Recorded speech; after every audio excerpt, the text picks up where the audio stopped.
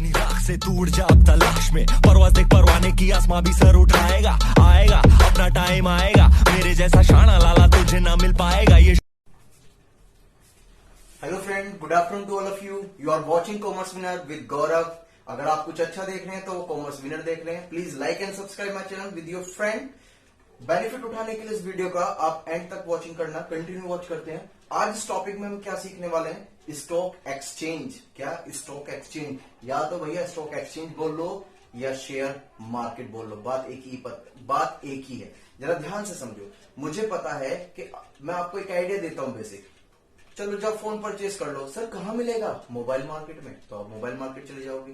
मैंने कहा चलो एक काम करो, मेडिसिन परचेज कर लो, सर कहां मिलेगी? मेडिसिन मार्केट में। ओहो, बात समझ में आने लगती है। अब मैं कहता हूं आपसे, जाओ बेटा किसी कंपनी के शेयर्स परचेज करो, सिक्योरिटी, सर कहां मिलेगा? ध्यान से, शेयर मार्केट में। कहां मिलेगा? शेयर मार्केट में। और उसका दूसरा नाम क्या है आपका? Stock exchange. ये बात समझ में आती है?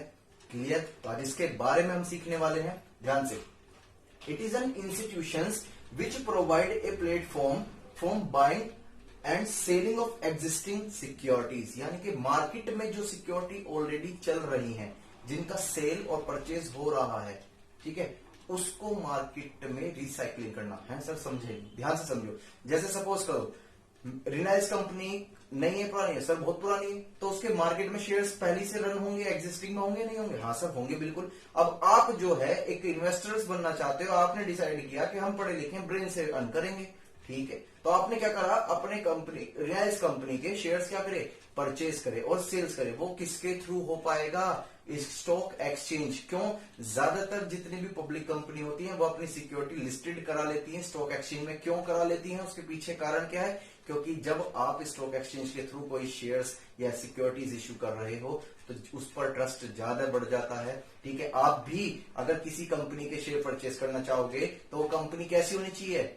अच्छी होनी चाहिए। उसका नाम सुना है, उसका रिकॉर्ड अच्छा होना चाहिए या नहीं होना चाहिए? हाँ सर, उसका रिकॉर्ड अच्छा होना चाहिए, ठीक है।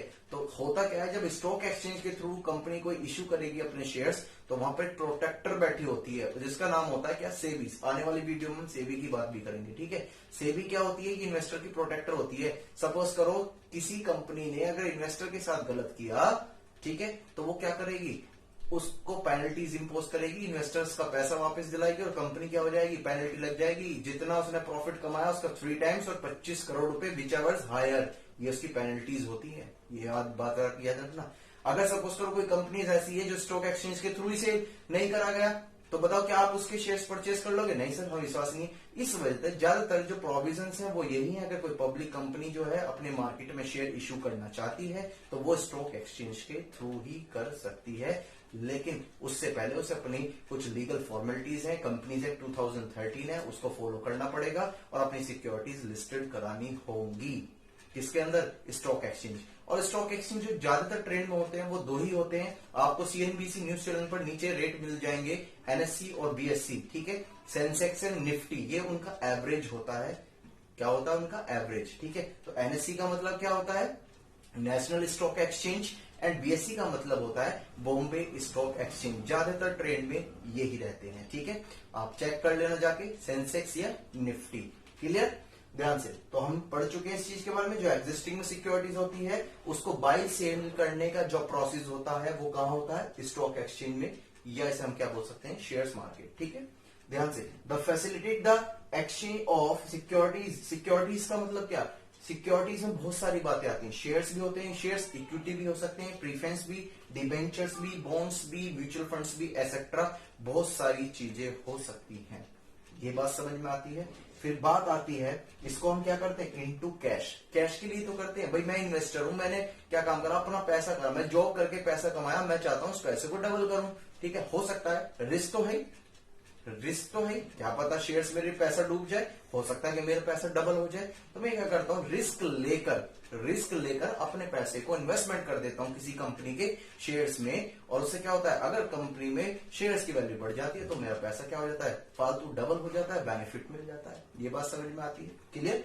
और वो कैश में कन्वर्ट हो जाता है, ठीक। जब आप सेल करोगे तो अब सीख लेते हैं फंक्शंस क्या क्या होते हैं स्टॉक एक्सचेंज का। ध्यान से सुनो। Give liquidity and marketability. Liquidity का मतलब मैंने आपको बताया था चलन में होना। जैसे आपके पास पैसा है, आपने प्रॉपर्टी परचेज कर ली, ठीक है, कोई दिक्कत नहीं है। लेकिन मुझे बताओ, आपको 1 महीने 2 महीने में इमीडिएटली अमाउंट की जरूरत पड़ गई, क्या प्रॉपर्टी की गारंटी है कि वो 1 दिन में सोल्ड हो जाए? नहीं सर, बिल्कुल नहीं हो सकता। तो ध्यान से, तो इन्वेस्टर्स क्या करते हैं, मार्केट में जब ऐसी कोई प्रॉब्लम्स होती है तो वो अपने शेयर्स क्या कर देते हैं, सोल्ड आउट कर देते हैं। क्यों?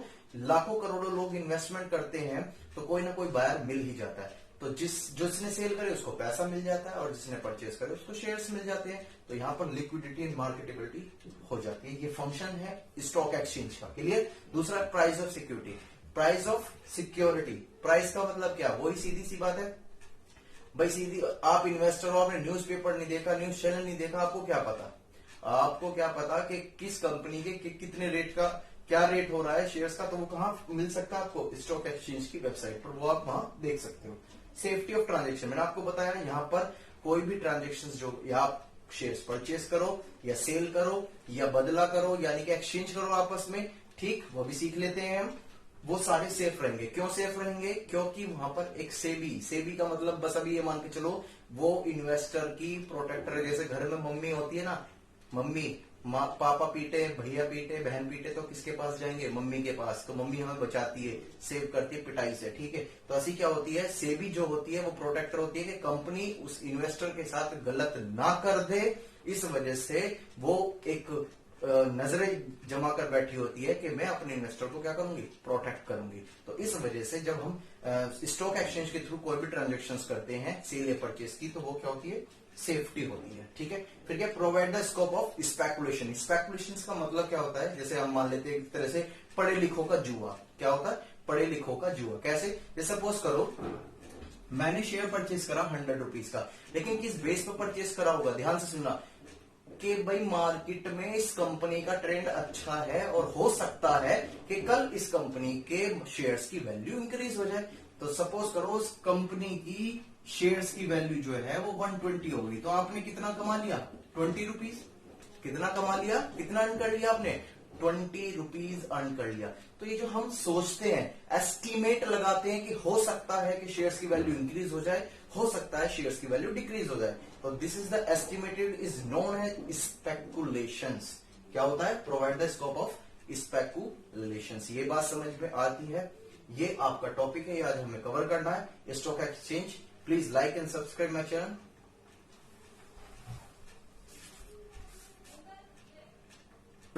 चलो फ्रेंड्स, सीखते हैं क्या, trading procedure on A stock exchange. यानी कि अब हमने ये तो पता लगा लिया कि स्टॉक एक्सचेंज में एक्चुअल में होता क्या है। एक्चुअल में ये एक मार्केट है जहां पर आप क्या कर सकते हो, शेयर्स को परचेज भी कर सकते हो और सेल्स भी कर सकते हो। इसके थ्रू से हम क्यों जाएं? क्योंकि यहाँ पर जो भी ट्रांजेक्शन हो रही है वो सारी सेफ है, क्योंकि यहाँ पर सेबी खड़ा हुआ है, हु आर द जो प्रोटेक्टर है किसका, इन्वेस्टर्स का। ये बात समझ में आती है। अब बात आती है कि ट्रेडिंग होती किस तरीके से। ध्यान से, जैसे सपोज करो मैं इन्वेस्टर हूं, मैं क्या हूं, इन्वेस्टर। मैं किसी कंपनी के शेयर्स परचेज करना चाहता हूं, मैं रिलायंस कंपनी के शेयर्स परचेज करना चाहता हूं। तो सबसे पहले मैं क्या करना हूं, मेरे पास क्या क्या चीजें होनी चाहिए। पहली बात, मेरे पास एक डीमेट अकाउंट होना चाहिए। डीमेट अकाउंट का मतलब है डीमेटलाइजेशन, जो इलेक्ट्रॉनिक फॉर्म में होता है। किस फॉर्म में होता है? इलेक्ट्रॉनिक फॉर्म में, ठीक है। डीमेट अकाउंट यानी कि जो ऑनलाइन आपका एक अकाउंट, एक पोर्टल मिला हुआ है, उसे हम डीमेटलाइजेशन बोलते हैं, ठीक है, कोई दिक्कत नहीं। और दूसरा क्या, दूसरी भैया बैंक में आपका सेविंग अकाउंट होना चाहिए, जिसमें आपके क्या होना चाहिए, कैश होना चाहिए। क्यों सर, ऐसा क्यों, अभी बता देता हूं कैसे। तो ध्यान से सुनते हैं, सारा प्रोसीजर सीखेंगे। पहले क्या होता है, मैं इन्वेस्टर हूं और मैं रिलायंस कंपनी के शेयर्स परचेज करना चाहता हूं। तो मेरे पास 2 ऑप्शंस हैं, या तो मैं खुद अपने आप को रजिस्टर्ड कराऊं स्टॉक एक्सचेंज में, ईमेल आईडी और पासवर्ड मिल जाएगा अगर मैं इतना पढ़ा लिखा हूं। सपोज करो मैं पढ़ा लिखा हुआ नहीं हूं, लेकिन हाँ मैं अपने पैसे को डबल कराना चाहता हूं, एक तरह से स्पेकुलेशंस करना चाहता हूं कि हो सकता है कि मैं भी ज्यादा कमा लूं। तो मैं क्या काम करूंगा, सबसे पहले उन ब्रोकर्स यानी कि ब्रोकर्स को फाइंड करूंगा जो रजिस्टर्ड होते हैं कहां पर, स्टॉक एक्सचेंज में। ज्यादातर लोग बाग विश्वास करते हैं बैंक के पास ही, ठीक है, किसके साथ, बैंक। और लगभग बहुत सारे बैंक इंस्टीट्यूशंस ऐसे हैं जो रजिस्टर्ड होते हैं स्टॉक एक्सचेंज में, जो ब्रोकर का भी काम करते हैं, ठीक है। सपोज करो मैंने एक ब्रोकर अपॉइंट कर दिया, ठीक है, मैंने क्या कर लिया, ब्रोकर। तो पहला स्टेप क्या है, सिलेक्शन ऑफ ब्रोकर, यानी कि कस्टमर के द्वारा एक क्या काम किया जाएगा, यानी कि जो इन्वेस्टर है उसके द्वारा एक ब्रोकर को अपॉइंट किया जाएगा, सिलेक्ट किया जाएगा, ठीक है, कोई दिक्कत नहीं। मैं गया ब्रोकर के पास, मैंने कहा साहब मुझको से ट्रेडिंग करनी है। ठीक है, वो कह लगे आपके पास ये इन्फो वो है, हाँ जी मेरे पास डीमेट अकाउंट भी है, ये भी है, सब चीज है। ठीक है, कोई दिक्कत नहीं। फिर दूसरा क्या, प्लेसिंग द ऑर्डर। क्या होगा फिर, प्लेसिंग द ऑर्डर। जब मैंने सेलेक्ट कर लिया ब्रोकर, अब ब्रोकर का मुझे क्या आएगा, फोन। अब ये देखो ब्रोकर मुझे फोन कर रहा है, हेलो हाँ सर। तो ब्रोकर ने मुझको कॉल करा और मैं कह रहा हूं हाँ ठीक है, आप परचेस कर लो, अगर इस कंपनी के सही रेट है, ठीक है सर परचेस कर लो, क्योंकि मुझसे ज्यादा नॉलेज आपको है। अब ब्रोकर ने क्या काम करा, मेरी इंस्ट्रक्शंस पर, जो मैंने कहा कि इस कंपनी के इतने शेयर्स मुझे परचेस करने हैं, ठीक है, किस कंपनी के लिए कितने शेयर परचेस करने हैं, वो कौन करेगा, ब्रोकर करेगा। क्या करेगा, ब्रोकर। जैसे ही ब्रोकर वो परचेस करेगा शेयर्स, तो मेरे जो सेविंग जो बैंक अकाउंट है उसमें से पैसा क्या हो जाएगा, डेबिट, यानी कि कम हो जाएगा, जितने के मैं शेयर परचेस कर रखे हैं। और जो मेरे डीमेट अकाउंट है उसमें शेयर्स की क्या आ जाए, शेयर्स नंबर्स आ जाएंगे, मैंने कितने शेयर्स परचेस किए हैं। ये बात समझ में आती है। फिर तीसरा क्या होता है, एग्जीक्यूटिंग ऑर्डर्स। एग्जीक्यूटिंग ऑर्डर्स का मतलब क्या, ठीक है ऐसा कर दिया सारा एग्जीक्यूट, यानी कि ब्रोकर जो है मेरी इंस्ट्रक्शंस पर, जो भी मैंने इंस्ट्रक्शंस दिए उस काम को कंप्लीट कर देगा। तो पहला क्या, सिलेक्शन हुआ ब्रोकर का, ब्रोकर ने ऑर्डर प्लेस करा, मुझसे पूछा सर ये है, ठीक है ऑर्डर मैंने प्लेस कर दिया उसको कि आप इस कंपनी के शेयर्स ले लो, ठीक है इतने शेयर्स लेने हैं इस कंपनी के। ठीक, फिर उसने क्या करा, वो मेरा जो ऑर्डर है, जो इंस्ट्रक्शंस है वो कंप्लीट कर दी, उसे क्या बोलते हैं, एग्जीक्यूट ऑर्डर। फिर क्या कहते हैं, सेटलमेंट। अब सेटलमेंट भी मैं आपको बता चुका हूं, सेटलमेंट का मतलब ही क्या होगा, सेटलमेंट। सेटलमेंट का मतलब ये होगा, मेरे सेविंग अकाउंट से पैसे चले जाएंगे, ठीक है, और ध्यान से मेरे उस डीमेट अकाउंट में क्या आ जाएगा, शेयर्स आ जाएंगे। क्यों, क्योंकि वो मेरे ब्रोकर ने परचेज कर लिए। ये बात समझ में आती है, ठीक है। लेकिन ध्यान से, केवल सेटलमेंट स्टॉक एक्सचेंज में यही काम नहीं होता। ध्यान से, ट्रांजेक्शन ऑन स्टॉक एक्सचेंज में be carried out on other cash basis, या तो कैश बेसिस पर हो सकती है। कैश बेसिस का मतलब क्या, मुझे पैसे की जरूरत है, मुझे पैसे की नीड्स है, मुझे अमाउंट की जरूरत है, मैंने क्या किया, इसको मिस्टर बी को सेल कर दिया, बदले में क्या ले लिया, पैसा। मैंने अपना काम कर लिया, क्योंकि इमीडिएटली मेरे पे पैसा आ गया। वो फंक्शन में भी हमने अभी पढ़ा था, ठीक है। और कैरी ओवर द बेसिस, अब मुझे बेटा अभी बताया था ना, स्पेकुलेशंस, यानी कि मुझे अंदाजा हो रहा है, मुझे ज्यादा एक्सपीरियंस है कि भाई क्या एक्सपीरियंस है कि इस कंपनी के शेयर्स इंक्रीज होंगे। सपोज करो मेरे पास रिलायंस की तो थे, ठीक है, मैंने कोई XYZ कंपनी थी, ठीक है, अब मुझे लग रहा है कि भाई XYZ कंपनी के शेयर्स मार्केट में क्या हो जाएंगे, इंक्रीज होंगे। किससे ज्यादा इंक्रीज हो जाएंगे, रिलायंस कंपनी से, ठीक है। मगर चलो कोई बात नहीं, तो मैंने क्या काम करा, मैं गया उस पर अपनी वेबसाइट पर, ब्रोकर से कहा कोई ऐसा सर्च करो सेलर जो एक्सचेंज हो सके, यानी कि बदले में ABC कंपनी के मुझको शेयर्स देते हैं, बदले में मुझसे क्या ले ले उतनी अमाउंट के, रिलायंस के शेयर्स। तो ये काम भी स्टॉक एक्सचेंज में होता है। ये बात समझ में, इस वजह से लिखा हुआ है कैरी ओवर बिजनेस का मतलब होता है बदला। बदला किसी का खून मत कर देना भैया, बदला, बदला ये नहीं है बेटा, बदले का मतलब एक्सचेंज कर देना। ये बात समझ में आती है, क्लियर। किस तरह से हम ट्रेड करते हैं, क्लियर। पहले इन्वेस्टर में इन्वेस्टर क्या सिलेक्ट करूंगा, ब्रोकर सेलेक्ट करूंगा, फिर ब्रोकर को ऑर्डर प्लेस करूंगा। जो ब्रोकर जो होता है, ब्रोकर ज्यादातर बैंक ही होते हैं, ब्रोकर क्या करेंगे, मेरे ऑर्डर को, जो मेरी इंस्ट्रक्शन है उनको एग्जीक्यूट करेंगे, और फिर सेटलमेंट हो जाएगा। सेटलमेंट में मेरी जो बैंक अकाउंट है उसमें से पैसा डेबिट हो जाएगा, और जो मेरे डीमेट अकाउंट है उसके अंदर शेयर्स क्रेडिट हो जाएंगे, यानी कि शेयर्स का बैलेंस बढ़ जाएगा और उसका नंबर ऑफ शेयर्स आ जाएंगे, ठीक। और ट्रांजेक्शन्स कौन कौन सी होती है, कैश बेसिस वाली, और एक आपका कैरी ओवर बेसिस। ये बात समझ में आती है। राइट डाउन करो उसको, चार्ट को।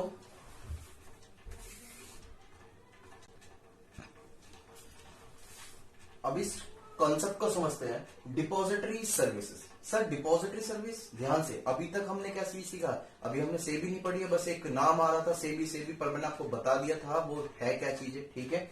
डीमेट में आपको, अभी हम डीमेट के बारे में भी पढ़ेंगे आगे चल के, लेकिन फिर भी मैंने आपको एक बेसिक नॉलेज दे चुका हूं। ऐसी डिपॉजिटरी है, डिपॉजिटरी का मतलब समझ लो। मुझे एक बार बताओ, अगर हमारे पास पैसा लिमिटेड है तो हम घर में रख लेते हैं, चलो कोई बात नहीं।